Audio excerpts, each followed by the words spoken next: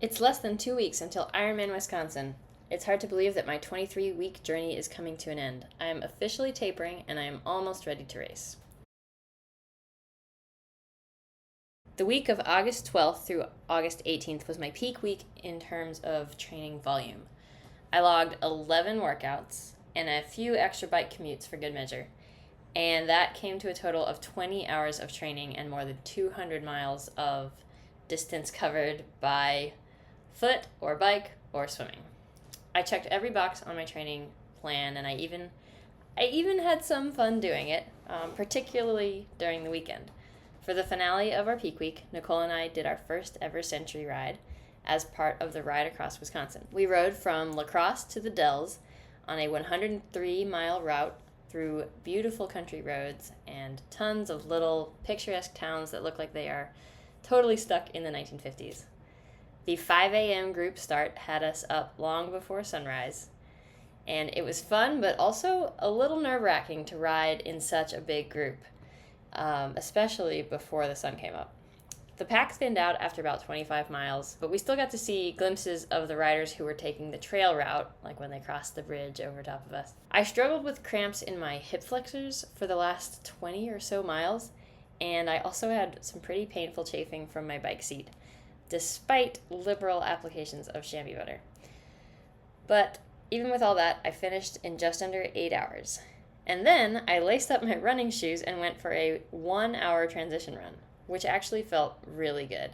And that was a huge relief and a reminder that on race day, just because one sport feels bad doesn't mean the day is only going to go downhill from there. I have to remind myself that there will be highs and lows all day long. To finish out peak week, I did an 18-mile run on a trail heading out of La Crosse the very next morning. As much as I wanted to sleep in after our 4 a.m. wake-up call the previous day, I made sure to start my 18-miler by 6:30 a.m. so that I could finish in time to stuff myself with the hotel's hot breakfast options.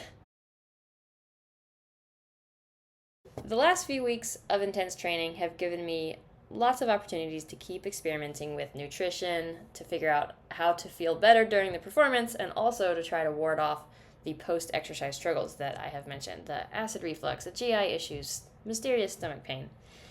I started trying more solid food while biking, and that has made it much easier to fuel adequately so that by the time I get to the run afterwards, I still have enough gas in the tank, and then I'm not starting from this huge deficit. And I'm just going with simple, real foods: fruit, sandwich crackers, peanut butter and jelly, chips, picky bars. There was a lot of different options at Ride Across Wisconsin, which was great. The Martin gels are still treating me well on runs, although I think that I benefited from combining that with a handheld water bottle's worth of Scratch Super Fuel on that 18-miler.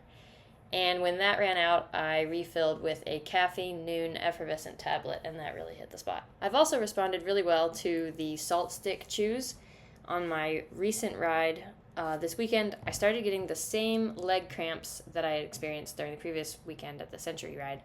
But once I started sucking down all this salt, those cramps went away and I felt strong and comfortable riding again. The one thing that I haven't seen much improvement in is the post-long run gut pain.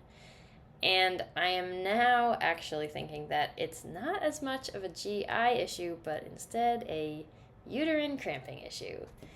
And if you're wondering how I could mix up the two, stomach pain and menstrual type pain, well, you have to understand that before I got an IUD, my periods usually gave me 2 days of almost constant pain, just generally in the gut area.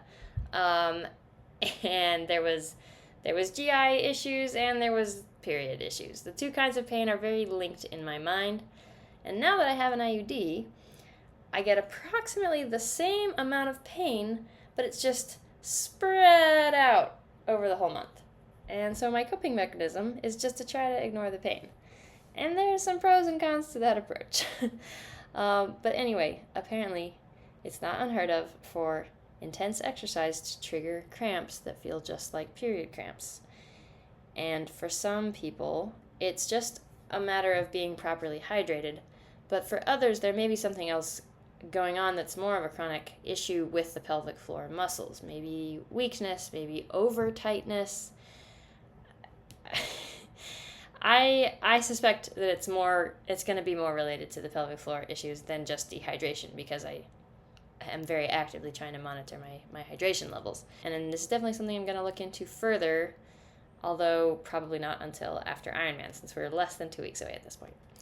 I hope I can find a solution, because at this point, taking stock of an issue I've struggled with for 4 years, I am realizing that I may need to consider really giving up running more than 10 miles at a time, because it makes no sense to participate in a kind of exercise that makes me sick almost every time. If anybody watching has any insight into this, you know someone who has struggled with it, has found a solution to it ideally, please let me know. I am all ears. As far as race day expectations go, my goals going into the race haven't really changed from when I started training. My A goal is still to finish. My B goal is to have fun more than 80% of the time. My C goal is to be under 14 hours. The 70-mile ride that I did this past weekend, with a heat index over 100 degrees, gave me a lot of confidence that I'll be able to finish the ride before the cutoff. I did the 70 miles in under 5 hours, including a total of 20 minutes of stoppage time to fill up with water, to use the bathroom, to eat a sandwich. So that means I was just better than the 14-mile-an-hour pace, which is generally considered the minimum required pace to complete Ironman. Although if you're fast on the swim, there's some wiggle room, but I don't want to count on it. Prior to this weekend, most of our rides were a little slower than that, so I was a little worried, even though I know adrenaline and all the race support will probably help me go faster than we've done in training. So that's where I'm at, less than 2 weeks away from Ironman, and it's been a fun journey. It's been pretty similar to what I expected. It's dominated our summer. It's not really left much time for doing anything else, really even thinking about too much else, except somehow in all of that I did manage to finish a draft of a novel. So I don't know, I take on too much. Until next time, which will hopefully be after I've completed Ironman.